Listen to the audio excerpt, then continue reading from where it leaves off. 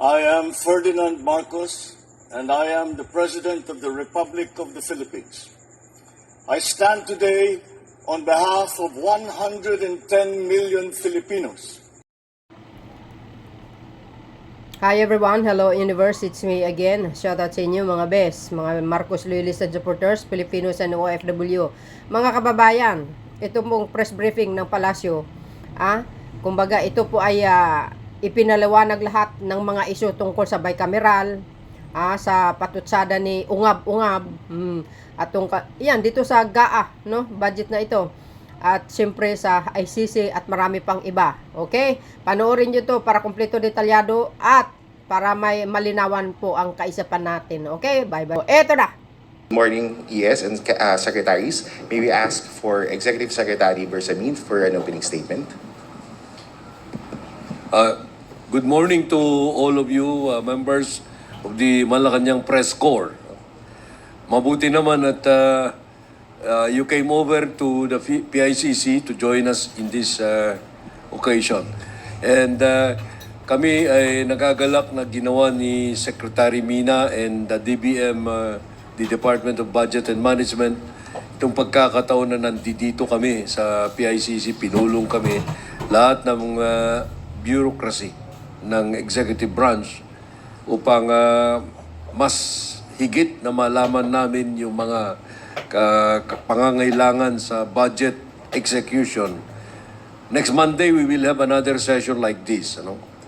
So, I'd just like to relate to you that the President is really in earnest in seeing to the proper implementation of the budget, the surviving parts of the budget, because, as you know, there were several items that were subjected to veto or to conditional implementation. So other than that, in order for you to have more time to ask your questions, I will defer to my colleagues who are in this panel. Thank you, ES. May we ask Secretary Pangandaman to give an opening statement? Just to add lang po what our Executive Secretary said. So this will be a two-day event, workshop for our Cabinet Secretaries. It's the very first. We've been doing this, but mostly for the technical staff. But this is the first time that our Cabinet Secretaries are present. What we did today is a budget execution workshop. We have we discussed the guiding principles on budget execution. We discussed the veto message of the President, one by one po yan. And the guidelines for the budget execution, the e-marketplace, and the the new Government Procurement Act. On this will be on Monday. We will discuss the budget call naman po for our 2026 national budget. Thank you, Sec Mina.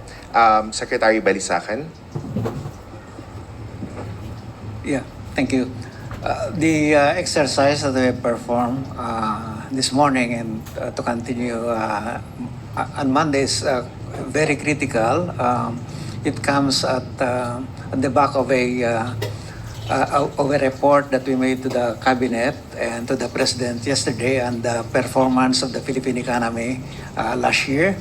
And we took stock of those the lessons learned from that experience, and we are building that in the fiscal programming for this year, so the exercise that we are doing today in relation to the budget process is critical to ensuring that our economic momentum is continued. The socio-economic transformation that we want to achieve will be achieved, and help us achieve all the indicators of socio-economic transformation that that the President has committed to deliver at the end of his administration, and that those are indicators present in the Philippine Development Plan. Thank you, Secretary Balisacan. Secretary Chu Laurel. Well, this event is very welcome to me, especially ako isa sa pinakabago sa kabinete and bago sa gobyerno. Maraming nalinawan ko maigi ang paano mag-procure with the new system dahil nag-crossover ko from the old system to the new system in just less than 6 months. No? So while still trying to learn the old system. It's very welcome, and I believe this event will make the DA perform faster and better for our farmers and fisher folks. Thank you. Thank you, Secretary Chu Laurel. We're now opening the floors for questions. Maricel Halili, News 5. Magandang umaga po. Secretary Amina, pakilinaw lang po yung naging pahayag ni Representative Ungab na merong mga blank items doon sa BICAM report. Sino po yung nag-fill in nitong mga blanks na ito bago siya na submit bilang endorsed bill? Yung kayo na rin po nagsabi, it's the BICAM report po. So, may technical working group po yan from the House of Representatives and the Senate of the Philippines. So, siguro, we can just go back a little lang on the budget process or the legislative process. Siguro I can share a little bit because it came from the Senate po. I was a young staffer from back then. So, pag napasa na po yung batas from the Senate in the House, magbabaycam sila. So, ang i-report po sa floor, at ang i-ratify ng floor, yung mga napagkasunduan nung dalawang houses. Kasi minsan po, magkaiba ang version nila. So, ang i-report po nung chairman ng appropriation at saka chairman ng finance na ipapasa nung dalawa yung agreements nila doon sa mga provisions ng pinasa nilang bill. So, yun po yung BICAM. Pagkatapos po yun na-ratify, babalik po sila sa kanilang mga technical staff and then they will write it again. Lilinisin po nila kasi kung makikita nyo po, ang pinapasa lang po nila sa floor pag nag-ratify sila, even not just the budget po, pati yung mga ibang mga bills, manipis lang po yan. Yun lang pong mga napagkasunduan nila. And then all the rest, wala pa po yan. So, babalik po sila sa technical working group nila, sa mga staff nila, isusulat nila na maayos, and then magkakaroon po ng enrolled bill, enrolled version. Yung enrolled version po, yun po yung pinapasa sa Office of the President na pirmado po ng Speaker of the House at saka yung officer po niya, Senate at saka yung SecGens po nila. So, yun po yung makakarating sa Office of the President. So, yung sinasabi po nila na blanco, sila din lang din po ang makakapagpuno nung blanco. So, walang nakarating sa Office of the President na may blank items? Like, Di po kasi nakakarating sa Office of the President ang ratified, yung nira-ratify nila sa floor. Kasi iba po ang format nung nira-ratify. and another clarification, Secretary, kasi sabi nga ni Presidente suboptimal yung description niya doon sa 2025 national budget. So nagkaroon ng adjustments like dun sa press conference si Secretary Remulla, he said na merong mga additional na intelligence funds sa DILG, so kailangan i-transfer dun sa ibang mga programs. How does it work? Paano po yung magiging sistema nun? Paano yung magiging proseso ng pagta-transfer? Meron po tayong tatlong mechanism on kung paano po natin pwedeng ma-prioritize yung mga programa po na hindi na naisama sa General Appropriations Act. You have to remember that we have the President's budget. Ito po yung ginawa po ng Cabinet together with the President. Ito po yung pinasa natin sa Kongreso. Ito po yung National Expenditure Program or the President's budget. May mga nakalagay po doon. It's consistent with our Philippine Development Plan, consistent with our socio-economic framework, consistent with the respective roadmaps of the different departments. So, nasa Constitution po na ibibigay po yan sa Kongreso, tapos sila po ang magbibigay sa atin ng go signal kung ano po yung gusto nilang ilagay doon sa General Appropriations Act.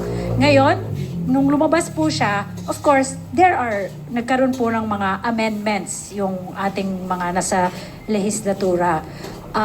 Some of it are not yet first shovel ready and not consistent or hindi po siya priority ng mga department heads and secretary and the administration. So may tatlong mechanism lang po yan na pwede gawin. Hindi po natin pwedeng basta-bastang ibalik yan dahil bawal po sa atin yan. First, kung ano po yung existing na mga programa mo, may mga line items ka dyan, kung hindi mo po siya magagamit or nagkaroon ka ng savings, may different reasons po for savings, pinabid mo, mas mura yung lumabas nung pinabid mo. Pangalawa, ayaw mo na yung proyekto, ina-abandon mo na, I think hindi mo na siya priority. Yun po, pwede po tayo mag-augment, use of savings and augmentation. Ang process po niyan is that i-request po yan ng ahensya and it goes to the Office of the President for approval. Ang second po is use of unprogrammed appropriations. Of course, yung UA po, there are triggers po na ginagamit dyan para po magkaroon ng para po magamit natin yung UA. Kailangan po meron tayong excess revenues certified by the Bureau of Treasury. So yun po, augmentation, savings, and UA. And yung last po is yung another fund po, yung use of contingent fund ng ating presidente. Ito po, mga new projects and urgent projects, pwede pong i-requesto ng mga department heads natin. Of course, we will ask for necessary documentation. Again, Office of the President lang din po ang mag-approve ng contingent fund. Yung tatlo lang po yun ang pwede natin gamitin.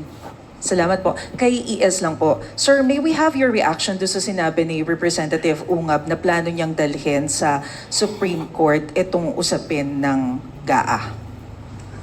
Hindi ko mapipigilan si Congressman Ungab at saka yung mga similarly minded people who would want to put up a challenge. Ang problema natin dyan is hindi kami ang mananagot dyan kung mayroong mang pagkukulang sa bagay na yan dahil BICAM report yan eh. Wala kaming kinalaman sa BICAM report. Ang may kinalaman lang kami yung finished product na pinapirmahan sa presidente. Hindi yung blank check. Next question, Pia Gutierrez, ABS-CBN. Kay Secretary Pangandaman, meron pong criticisms on the modifications na ginagawa ng OP on the budget. Could you please explain to us yung legal basis po nitong mga adjustments na ito? Kasi like for example, tinatanong po ng ibang mga congressmen, can the President actually declare savings at the start of the year?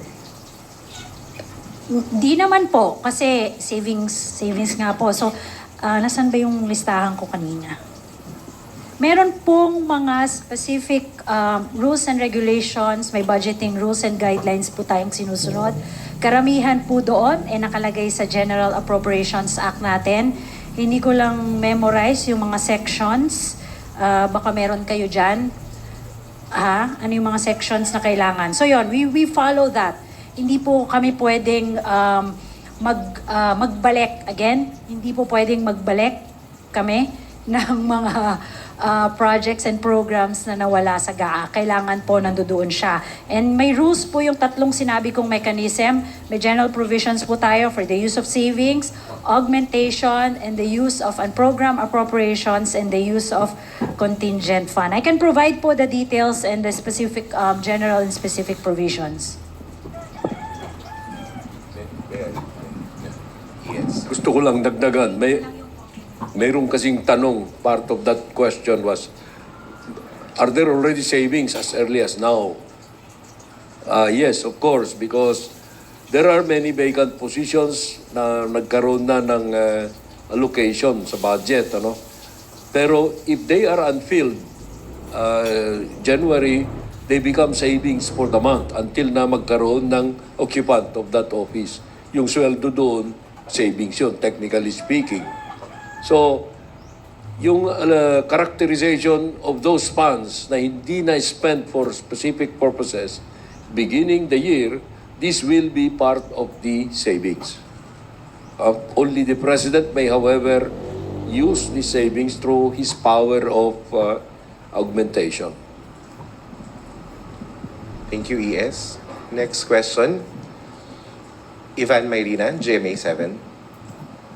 Secretary Balisacan, sir, with the President describing the budget as suboptimal, where does that put us in terms of our ability to achieve our targets for the year, considering that this is the year that we will cross the midpoint of the President's administration? Okay. Yeah, for this year, we're aiming to achieve 6 to 8% GDP growth, no? And we do believe that the current configuration of the government budget will allow us to focus on the critical services, and particularly for social protection, for food security, and for our basic infrastructure, including our flagship projects. Meron naman, gaya ng sinabi kanina, the mechanisms of augmentation can fill up those that were reduced, especially those that are so critical, no? Like the right-of-way requirements, no, for our major infrastructure projects. But let's note that the government expenditure is just about 15 to 20% of the total economy, no? So that it's really the private sector that drives the bulk of our economy. But the spending of government is so critical to enabling the entire economy from working efficiently, functioning well, so that we can achieve our targets. Sorry, Secretary E.S. Bersman, sir, napag-usapan po ba dito sa forum ninyo kung ano ang magiging implication nitong looming legal constitutional challenges sa budget? Hindi pa namin alam kung ano yung complexion ng mga challenges. Ano? We are just receiving this from the media that there will be challenges. But until we see the actual complexion of those, whatever challenge may be mounted, it is speculative for us to say or comment on any of them. Pero ano ho kaya magiging scenario should it come to that, na magkaroon nga po ng legal challenge sa budget and then the Supreme Court steps in and declares it unconstitutional? Paano ho mangyayari sa budget natin? Wala. Alam mo, the Supreme Court will never stop the budget from being implemented. Alright? I cannot understand if the Supreme Court will have that tendency to put a stop to it, even if any of those challengers will ask for a TRO. Because the government must function, must be run. Now, sasabihin nila, fall back on the reenacted budget. But the reenacted budget can come only when there is a finding that it has been vetoed or the Supreme Court has nullified the present budget. But that is yet to be in the end of the year, or maybe when this resolution of these challenges will have been delivered. Okay, but right now, the government must continue to function. There is a duly approved budget subject to all those that were vetoed, the items. As we have been clearly telling, the effect of the veto is only to reduce the deficit. No? Because that is all that the veto has as a consequence. The realignments will happen only later on in the spending process. Okay. Sorry, last for me. Secretary Chu Laurel, sir, would you have an update for us on the declaration of food security emergency? Well, the NPCC has finalized the draft nung Tuesday pa lang, and the document is now umiikot for signature So na-delay nga, I was expecting it this week. So malamang next week makuha ko na yung signed document on the official recommendation for the declaration of rice emergency.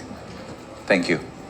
Next question, Jean Dagdag, Magalis. i-ano ko lang para po, if you get a chance, it's in our website, the General Appropriations Act, Section 77.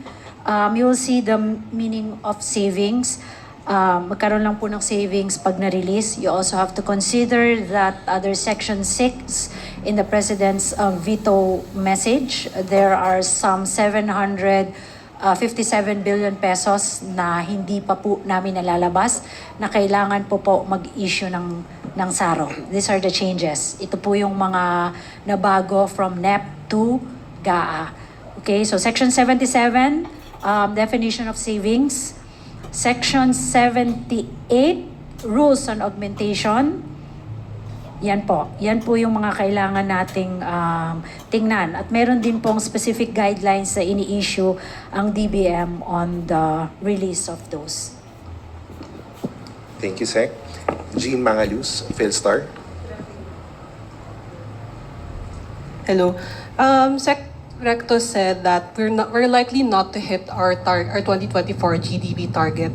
So, and we also did not hit our 2023 target. Are we still on track to reach the higher end of our target for the term of the president? We'll know that next week, no? The Philippine Statistics Authority will release the growth performance for the fourth quarter and the full year 2024. But anticipating that, given the developments in the fourth quarter, no, especially the several typhoons, no, that impacted heavily on our agriculture and also many other industries because offices were cancelled, suspended many times, no? And so I can imagine the losses across the industries. No? So I would expect the fourth quarter to be not as good as we had expected. So yeah, we may have difficulty achieving the 6% for the full year, but we'll see. For the 2028, for the whole admin of President Marcos, do we expect na ma-revise ulit yung target? Well, we do revise the targets as circumstances warrant. No? We do understand that, for example, for this year, the level of uncertainty in the global environment, in the global economy is I think, heightened. All these possibilities of retaliations, in the case of the events that tariffs are raised in the U.S. And so that would impact on us because we are part of the supply chain, global supply chain. We exports, we receive remittances. So, but then again, there are as we have been pointing out repeatedly, the good thing about the Philippine economy these days is that almost 3/4 of our growth is coming from within, and it's a very consumption-driven economy, and the service sector is also contributing. Nonetheless, that the trade is an important part of the economy, and we are monitoring that closely, and we are using, of course, our budget to ensure that we can make the economy more resilient to shocks. Question to Secretary Amena. So some of the most contentious items in the budget came not from the GAB, because if you look at the GAB, it's very similar to NEP, medyo malapit siya. But from the BICAM, do you think there needs to be more transparency in the BICAM process? Will the executive branch push for more transparency? Hindi po kami part ng BICAM. So I cannot answer that, but at least po for the, pag may budget hearings naman and then committee hearings, I think it's all in their respective websites. But on the BICAM, I cannot answer no. We're not part of it. Sam Medinilla, Business Mirror. For Secretary Pangandaman po, after po nag-review yung executive department ng mga budget nung past weeks, how many government agencies have gaps or shortages in their 2025 budgets? At saka how much will the government need to address those shortage, and where will the fund come from to address those? Hindi pa po kami tapos. We still have a few departments to go next week. Di po ba, ES. So, we'll have the final numbers once we finish the review. Pero so The source is still the same. Yung sinabi ko pong tatlong mechanism that we will use if ever po na kailangan. Otherwise, we will ask the departments to prioritize those projects for our 2026 budget preparations. Anyway, we have nag-budget call na po kami. So the agencies now are starting to prepare their fiscal year 2026 budget proposals. sa ngayon, ma'am, ano po yung completion nung review? Mga 50% complete na ba yung review? Yeah, mga 50%. There's another 50% pa. May initial figures na kaya? Kung magkano yung parang kailangan na i-fill up doon sa mga government agencies?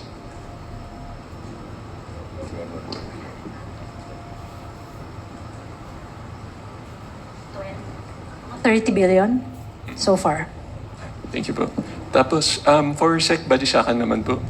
Sir, na-discuss po kahapon during sa NEDA board meeting yung Philippine Development Plan. So far, meron na po bang na-review yung NEDA kung ano yung mga parts ng PDP, kung saan naglalag yung implementation yung government? Yeah, we have provided the report to the cabinet and to the president. As I said, the performance of the economy. Of course, as we said earlier, we fall short of the target, but that's understandable, as I said, because of the external and domestic factors that are outside of our control. But nonetheless, the performance of the economy was still quite impressive compared to our neighbors and the entire Asia. We still are second, third among the major emerging economies in Asia as top performer. Of course, my colleague here, Sec Kiko, knows and is doing very well how the agriculture was hit hard by the typhoons. We expect agriculture to have contracted by 2% for at least, I think, in 2024 because of the heavy losses in the fourth quarter and as well as in the third quarter of last year. But we expect to have that speedy recovery in 2025. So that's one. And agriculture is 10% of our GDP and almost a third of our employment. So malaking impact yan. Otherwise, the rest of the economy are doing well. Of course, doing well meaning in relation to those constraints that I mentioned, but we could have done well if the environment is more favorable. Aside, sir, from dun sa economic growth, may other aspects pa po ba ng PDP yung kailangan pang i-accelerate ng government para ma-meet yung targets for 2028? I think that so far what we have outlined in the PDP is rapid growth and a growth that is inclusive. We are succeeding in those two fronts, and the data show us. You can look at recent reports, for example, by the World Bank, showing that the growth of the economy in recent years have been quite inclusive compared to earlier periods in our recent history. But we can do even better and accelerate poverty reduction. Our goal is to achieve single-digit poverty incidence by the end of this administration, and that there will be far less hungry people, and people are more secure with respect to to the exposure to shocks. Natural or man-made shocks, that they have good, high quality. We are doing a good job. We're performing well in relation to improving the quality of jobs. Underemployment has fallen last year to 4.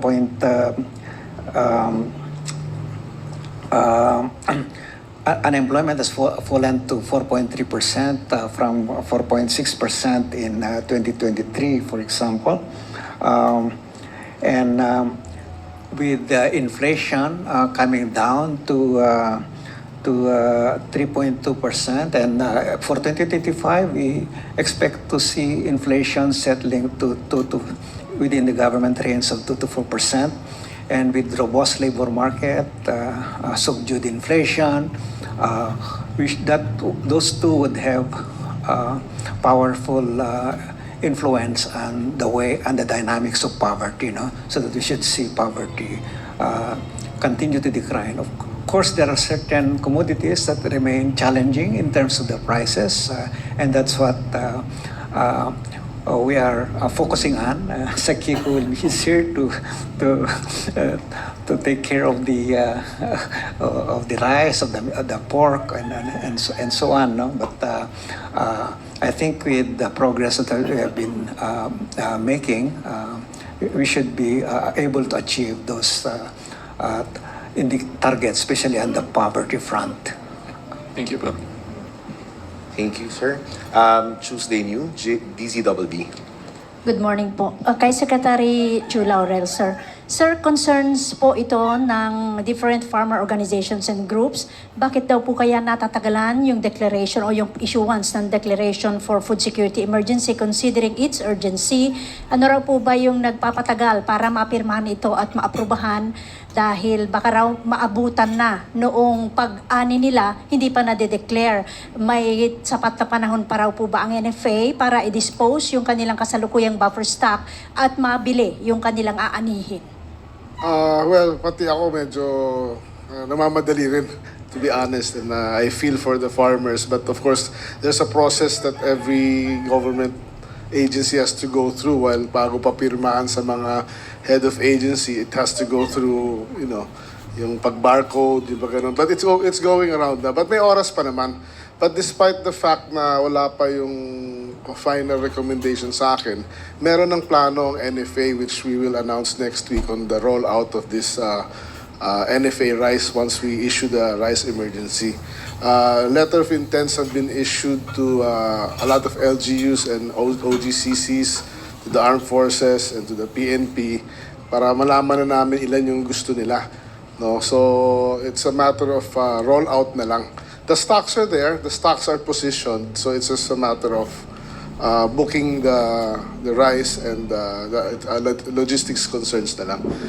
But we're ready. We're ready to release the rice and give it to the people that need it. Thank you.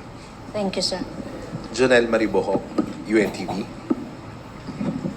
To Secretary Amena. Is this the first time po na naka-experience kayo na may mga blank items or blank figures dun sa BICAM report?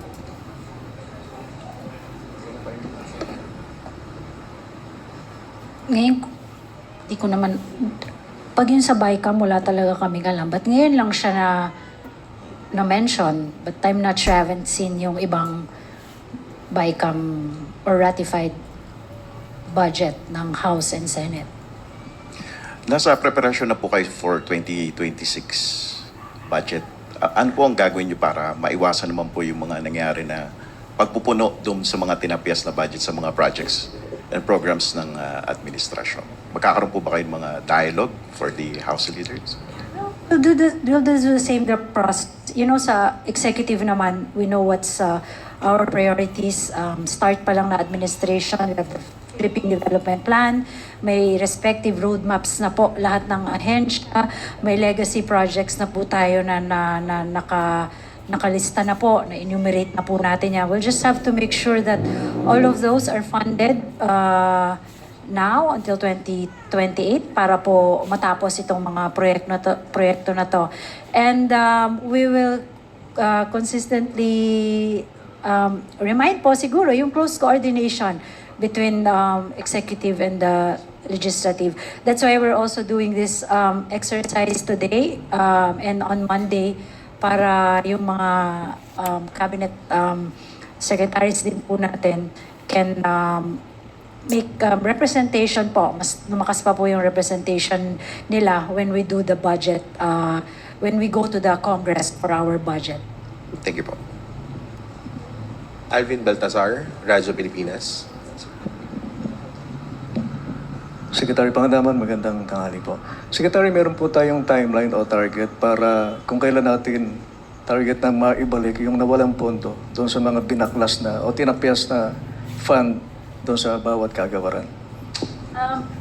Wala naman po. Actually, depende po dun sa mga ahensya. Tsaka depende po dun sa, yan sinasabi ko nga pong mechanism. Kasi meron po tayong proseso, hindi po siya kaagad-agad pwedeng maibalik. Bawal po tayong mag-ikot-ikot ng mga nasa budget because there are specific line items in our General Appropriations Act. Yun po yung ginawa natin today. In-explain po natin sa ating mga cabinet secretaries kung paano po yung proseso, ano pong mga dokumento ang kailangan nila i-submit, at saka paano po yung yun nga po, paano nila i-comply yung mga documentation na kailangan. Pero doon sa three mechanisms na binanggit nyo kanina, Secretary, kayang punan yung nawalang pondo sa bawat kagawaran? Hindi po lahat. I'll be very honest on that. Hindi baka po hindi lahat nung kinakailangan. That's why I also encourage the agencies kasi anyway budget call na rin po ng 2026 and then in our new Government Procurement Act naka-specify na rin naman doon yung early procurement. So by June they can pag nasa NEP na po yan, nasa President's budget, pwede na rin po silang mag-early procurement para by the time na meron na rin tayo GAA for 2026, they can already award those projects. So approximately, Secretary, mga ilang percentage yung pwedeng punan?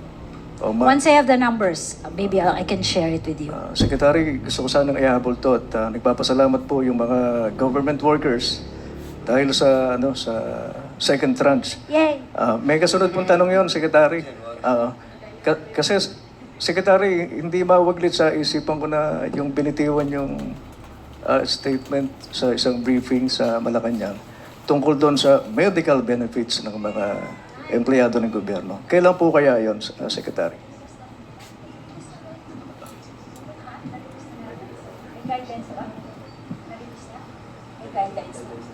Na-release na rin po siya sa mga departments and agencies natin. May guidelines na rin po yon. That's the 7,000 per employee po for their medical allowance. So kailan po inaasahang mararamdaman ng mga empleyado ng...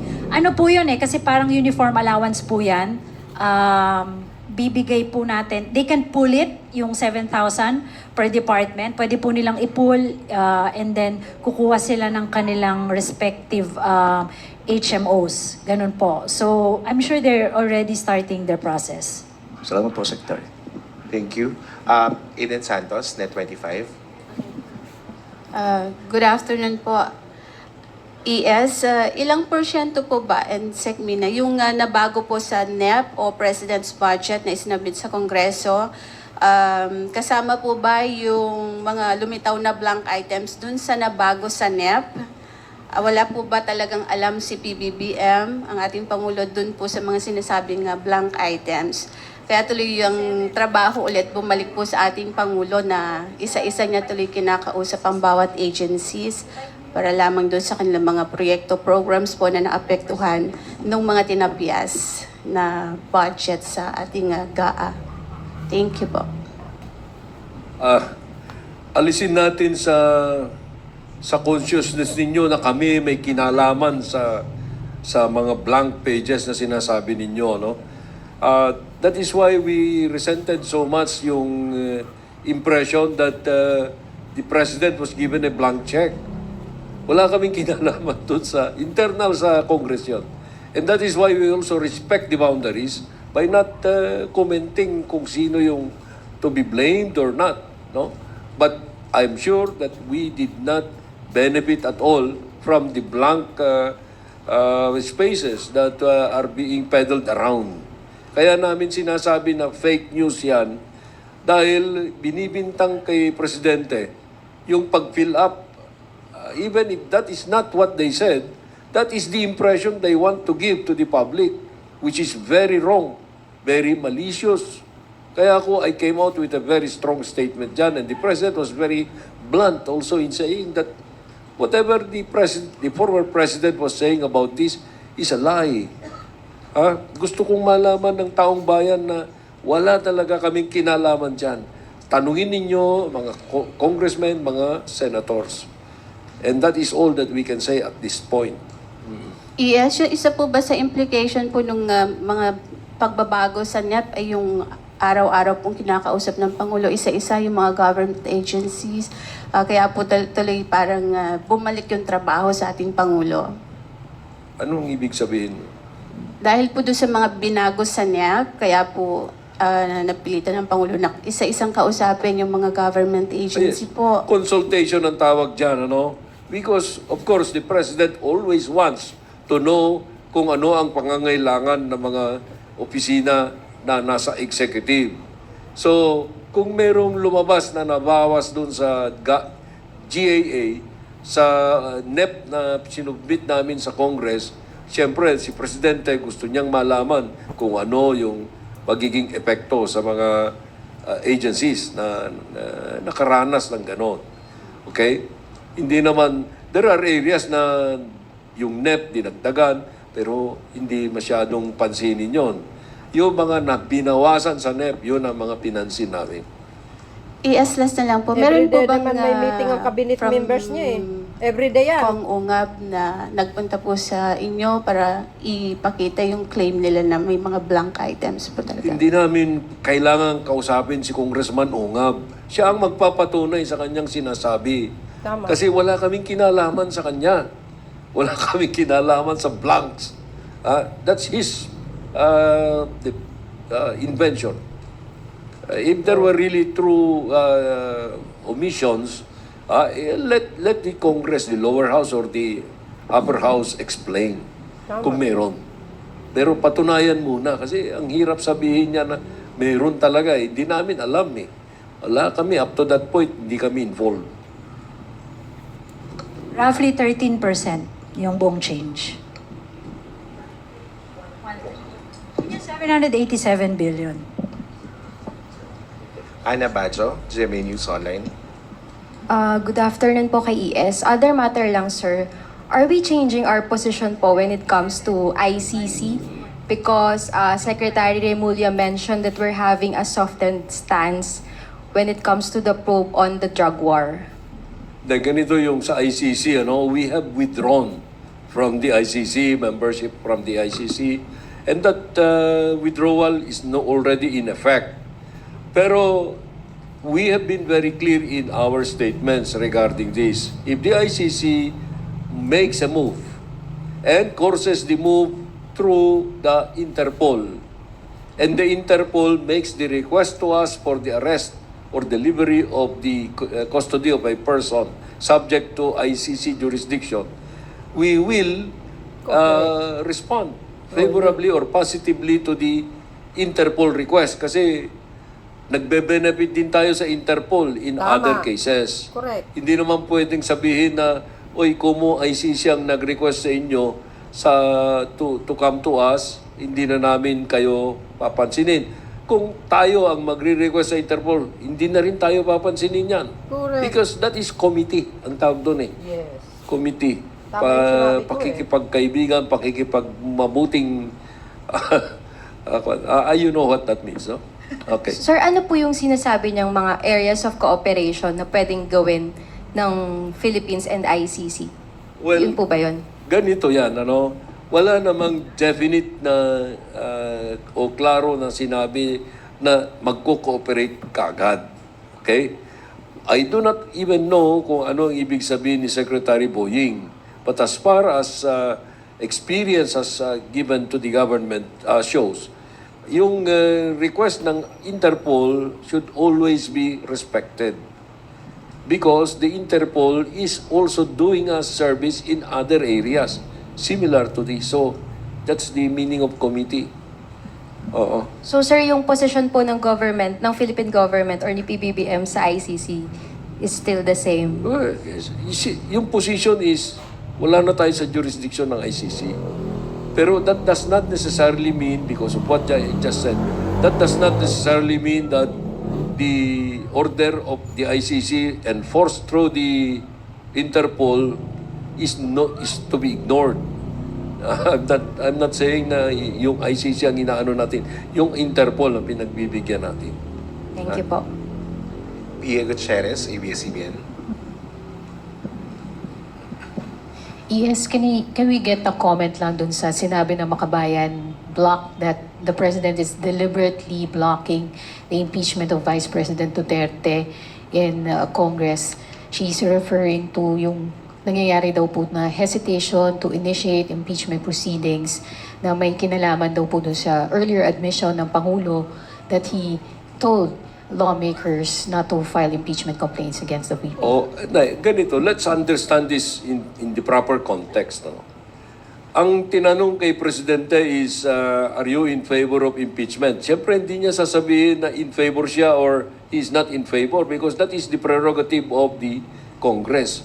You know that under the Constitution, the impeachment must emanate from the lower house. Okay? Now, if the President has made a statement at all about that process, it is only an opinion that he stated because he probably, the thinking of the President is that might be distracting us from our agenda and our move forward. No?